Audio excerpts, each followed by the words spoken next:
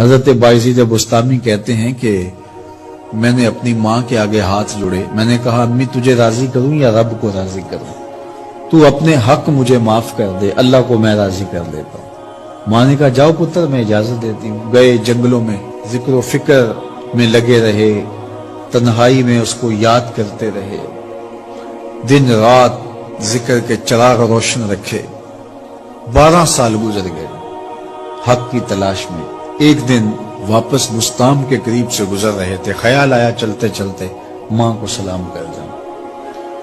دروازے کو دستک دینے لگے تو اس خیال نے ہاتھ روک لیا کہ ساری زندگی ماں کو سکھ تو دیا کوئی نہیں، اب دکھ بھی کیوں دینے لگے ہو؟ رات کا ایک پہر بیت گیا ہے، سردیوں کی لمبی رات ہے، ماں بستر میں لیٹی ہوگی، تیرے لیے اٹھے گی، دروازہ کھولے گی۔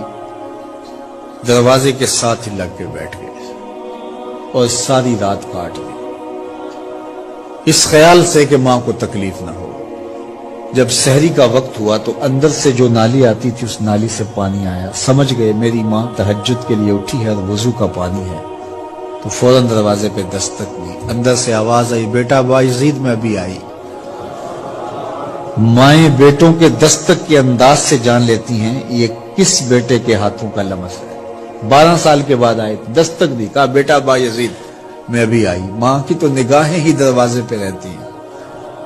اللہ اکبر۔ کہتے ہیں کہ ماں نے دروازہ کھولا، 12 سال جنگلوں کی خاک چھانتے بیت گئی تھی، پراگندہ صورت، بکھرے ہوئے بال، پھٹے ہوئے کپڑے۔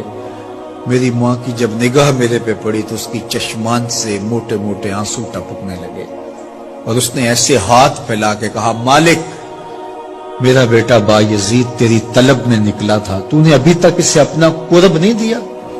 حضرت بایزید بستامی کہتے ہیں 12 سال کی ریاستوں سے جو کچھ نہیں ملا تھا ماں کے اٹھے ہوئے ہاتھوں سے مل گیا۔ میں نے کہا مالک میں تجھے کہاں ڈھونڈ رہا ہوں، تو کہاں موجود ہے؟ تو ماں باپ کی رضا اللہ کی رضا کا دروازہ کھولتی ہے۔